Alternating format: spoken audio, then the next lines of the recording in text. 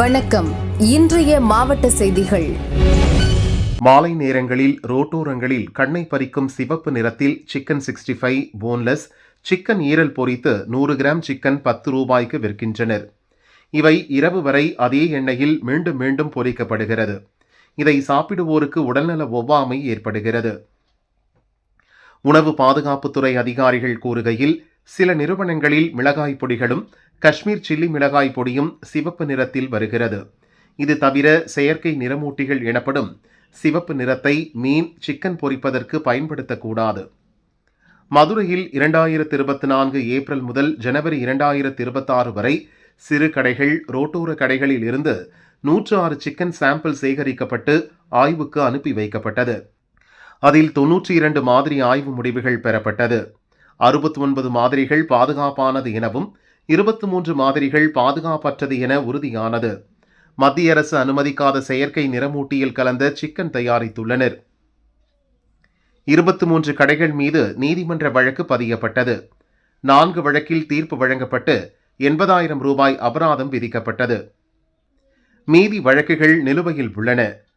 ரூகோ திட்டத்தின் கீழ் ஹோட்டல் உணவகம், கோயில் பிரசாத கூடம், பள்ளி, கல்லூரி, தொழிற்சாலை கேண்டீன்களில் ஒருமுறை பொரித்த எண்ணெயை மறுமுறை பயன்படுத்தாமல் மறுசுழற்சிக்கு கொடுக்கலாம். அதை பயோடீசலாக மாற்றுவதற்கு ஏஜென்சிகள் உள்ளன. முறுக்கு, பஜ்ஜி, பூரி பொரித்த எண்ணெய் மட்டுமல்ல, சிக்கன், மட்டன், மீன் பொரித்த எண்ணெயை மறுசுழற்சிக்கு தரலாம். உணவு பாதுகாப்புத்துறை அங்கீகாரம் பெற்ற ஏஜென்சியிலும் இந்த எண்ணெயை கொடுத்தால் நல்ல விலை கிடைக்கும். அதை வைத்து புதிதாக எண்ணெய் வாங்கி பொரிக்கலாம். ரோட்டோர கடையில் கண்ணை பறிக்கும் சிவப்பு நிறத்தில் சிக்கன், மீன் பொரித்து தந்தால் 9440423222 என்ற வாட்ஸ்அப் எண்ணில் புகார் செய்யலாம் என உணவு பாதுகாப்புத்துறை அதிகாரிகள் தெரிவிக்கின்றனர். மதுரை மாவட்டம் மேலூரில் தாசில்தார் அலுவலகம் அருகே ஆங்கிலேயர்கள் காலத்தில் கட்டப்பட்ட 100 ஆண்டு பழமையான தனித்தனி கட்டிடங்களில் குற்றவியல் நீதிமன்றம், சார்பு நீதிமன்றம் மற்றும் உரிமையியல் நீதிமன்றம் செயல்பட்டு வருகிறது. 100 ஆண்டுகள் பழமை வாய்ந்த கட்டிடங்களில் பல இடங்களில் விரிசல் ஏற்பட்டு சிதிலமடைந்து காணப்படுகிறது. எனவே புதிய ஒருங்கிணைந்த நீதிமன்ற வளாகம் அமைக்க வேண்டுமென வலியுறுத்தி மேலூர் வழக்கறிஞர்கள் சங்கத்தினர் கடந்த 12ஆம் தேதி முதல் கண்டன ஆர்ப்பாட்டம், சாலை மறியல் மற்றும் உண்ணாவிரத போராட்டம் என பல்வேறு போராட்டங்களை முன்னெடுத்து வருகின்றனர். கடந்த 18ஆம் தேதி பெண் வழக்கறிஞர்கள் உட்பட சுமார் 50க்கும் மேற்பட்டவர்கள் நீதிமன்ற வளாகத்தில் இருந்து மதுரை, திருச்சி தேசிய நெடுஞ்சாலை வரை ஊர்வலமாக வந்து 4 வழிச்சாலையில் சுமார் 1 மணி நேரத்திற்கும் மேலாக சாலை மறியலில் ஈடுபட்டனர். ஸ்பாட்டுக்கு விரைந்த பொதுப்பணித்துறை செயற்பொறியாளர் பொன்னுச்சாமி மற்றும் வருவாய்த்துறை மண்டல துணை தாசில்தார் தர்மலிங்கம் உள்ளிட்ட அதிகாரிகள் வழக்கறிஞர்களிடம் பேச்சுவார்த்தை நடத்தினர். அரசின் கவனத்திற்கு கொண்டு சென்று உரிய நடவடிக்கை எடுப்பதாக தெரிவித்ததை அடுத்து போராட்டம் தற்காலிகமாக ஒத்திவைத்து வழக்கறிஞர்கள் கலைந்து சென்றனர். எனினும் அதிகாரிகள் தரப்பில் நடவடிக்கை எடுக்கவில்லை. இதை கண்டித்தும் ஒருங்கிணைந்த கோர்ட் கட்டிடம் கட்டக்கோரி வழக்கறிஞர்கள் சங்கம் சார்பில் அடையாள கடையடைப்பு போராட்டம் நடத்தப்பட்டது. வழக்கறிஞர்களுக்கு ஆதரவு தெரிவித்து ஹோட்டல், ஜவுளி கடை, நகைக்கடை மற்றும் டீ கடைகள் உள்ளிட்ட 500க்கும் மேற்பட்ட கடைகளை அடைத்து வணிகர்கள் சங்கம் சார்பில் தங்களது ஆதரவை தெரிவித்தனர். கடையடைப்பு போராட்டத்தால் மேலூர் வெறிச்சோடி காணப்பட்டது. புதிய ஒருங்கிணைந்த நீதிமன்ற கட்டிடத்தை தமிழக அரசு வருவாய்த்துறை, தமிழக அரசு பொறுப்பளித்துறை நண்பர் அறிவு என்ற அறிவழகன் அவர்கள் சிறிது நேரம் உரையாற்றுவார்.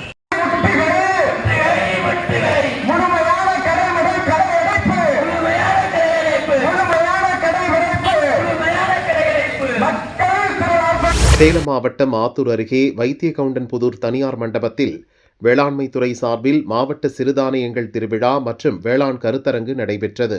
இதில் சுற்றுலா அமைச்சர் ராஜேந்திரன் கலந்து கொண்டார். 149 பயனாளிகளுக்கு 3 கோடியே 27 லட்சம் மதிப்பிலான விவசாய விளைபொருட்கள், கருவிகள் உள்ளிட்டவை வழங்கப்பட்டது. தொடர்ந்து விவசாய விளைபொருள் மற்றும் உணவு தானியங்கள் கண்காட்சியினை அமைச்சர் பார்வையிட்டார். எம்பிக்கள் சிவலிங்கம், மலையரசன் உள்ளிட்டோர் உடன் இருந்தனர்.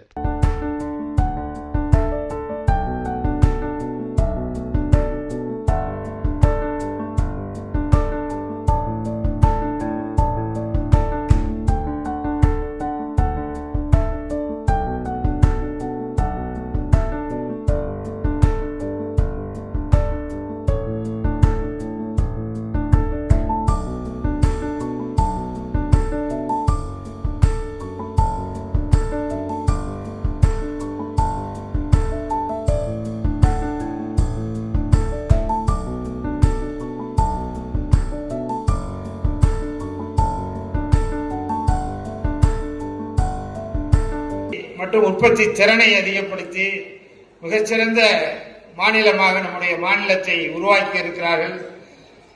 வளங்குன்றா வளர்ச்சி இலக்குகள் என்கிற அடிப்படையில் மிக ஒரு தொலைநோக்கு திட்டமாக நம்முடைய மாண்பு முதலமைச்சர் அறிவித்து அது நம்முடைய தமிழ்நாட்டில் இருக்கிற அனைத்து மக்களுக்கும் பயன்பட வேண்டும் என்கிற அந்த அரிய நோக்கத்தோடு நம்முடைய மாண்பு முதலமைச்சர் அவர்கள் பணியாற்றிக் கொண்டிருக்கிறார்கள். எனவே நம்முடைய மாண்பு முதலமைச்சர் அவர்கள் தமிழ்நாட்டை இந்தியாவிலேயே முதன்மை மாநிலமாக வளர்த்து காட்டியிருக்கிறார்கள்.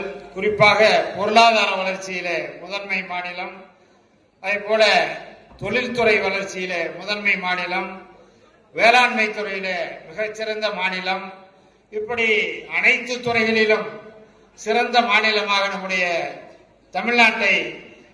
கச்சத்தீவு அந்தோணியார் திருவிழா இன்று மாலை கொடியேற்றத்துடன் தொடங்குகிறது. விழாவில் பங்கேற்க ராமேஸ்வரம் மீன்பிடி துறைமுகத்திலிருந்து பக்தர்கள் புறப்பட்டனர். ஆர்டிஓ சங்கரநாராயணன், ASP மீரா கொடியசைத்து அனுப்பி வைத்தனர். 92 விசைப்படகுகள் மற்றும் 26 நாட்டு படகுகளில் 3996 பேர் கச்சத்தீவு செல்கின்றனர். இன்று காலை முதல் அனைத்து பரிசோதனைகளுக்கு உட்பட்டு அனுப்பி வைக்கப்பட்டு வருகின்றனர். கடலில் மரைன் போலீசார் மற்றும் இந்திய கடலோர காவல் படையினர் பாதுகாப்பு பணியில் ஈடுபட்டுள்ளனர்.